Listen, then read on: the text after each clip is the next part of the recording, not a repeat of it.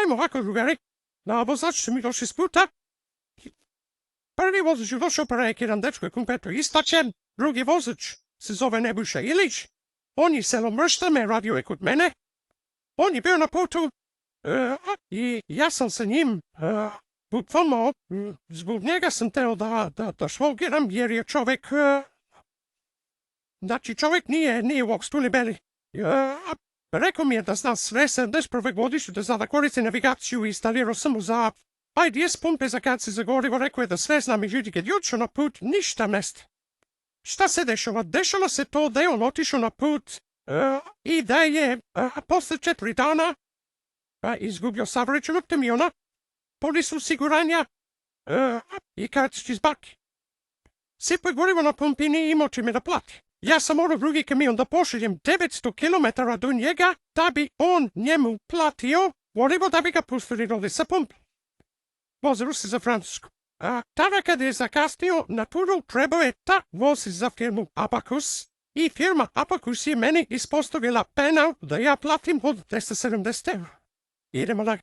Pored toga je zakasnio u firmu Eurotrans, gde je faktura bila na 300 €, a posle su mi smanjili na 200 i poslali su mi debit note da ja to moram da platim u roku od 2 dana. Znači svu ovu perogiju ja ću sotu vam postoji. Idemo dalje. Vojvoka mi je krao, jer na par dana pre nego da ode, vište meni nestalo goriva u kamion. Ja sam probao da izvadi, ne može crevo duđi, ima neka sita, ne znam ja šta ima. I kada je došao, ja sam znao, jer je prevaran, čuo sam da je obio prodavnice tamo, ja nisam ni zobu sa to zvone mi gripima kod mene. Vrlo sam trebalo prosao rezervoar, i onda se ga zvao, on se klevu čerku, tamo vamo da nije, a ja znam da jeste, i kamion je njemu trošio 16 litra umjesto 11,5. Znači znam da je krao gorivo. Kada onda on došao, ja sam pokazao da ulozi celo 3 metara i po rezervoar, došao na drugi kamion, uđe neki trikić 40 cm unutra i neće više. Ovako, on je dobio 340 € keša kad je krenuo i Slovenije je sipao gorivo i na sobu onom došao kući čovek. Prilikom susreta njega i drugog vozača, on je rekao, ja ću kamion da poveteram kući, ja ću ono sasto nešto. Znači ja kada sam se raspitao ko je taj čovek, kakav je to prevarant, znači ja nisam mogao da verujem. Zašto uopšte primio? Ali primio sam ga iz tog razloga se predstavljao kao vrhunski vozač, kao 90% vas u ovim grupama. Kombici rada i tako dalje i tako bliže. Šta još ima? Idemo polako, spomio me retrovizora kamion na lektorski retrovizor za Citroen Jumper 2016. godište jede 29.500 u Leskovcu, kako se zaše radnja, skoro prevačeno ako zgrada je lepa plena da se nalazi. Ja to se njemu kada sam obio, ja ću se da vam slikam sada, on meni dođe 50 €.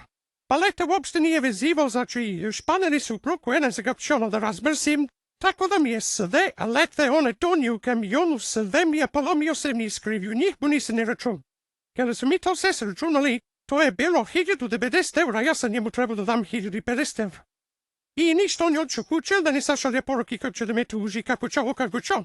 Još jedan vozač nisi shvatio Jovana, koji je pre njega radio isto, napravio problem 400 €. Tu su bile 3 palete, on je utovario 2 palete i otero jednu paletu dečku zaboravili utovari, pored toga stima malom i svaki voziš dužan da pogledao malom da vidi šta vozi, i uporedi se kamion.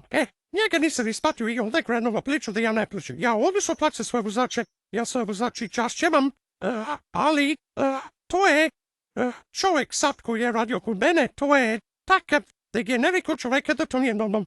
Evo ja ću sad sve vam ovdje da postavim, da vi vidite drugari, a ne da bude Gradimir ne plaća, ali svako plaćali mora da se radi. Ja ne mogu da plaćam i vaše kazne i vama da dajem platu, od toga nema nikog kurac. Znači, što si zaradio dobit ćeš, što si napravio penale, platit ćeš i to je to, dečko bio na put.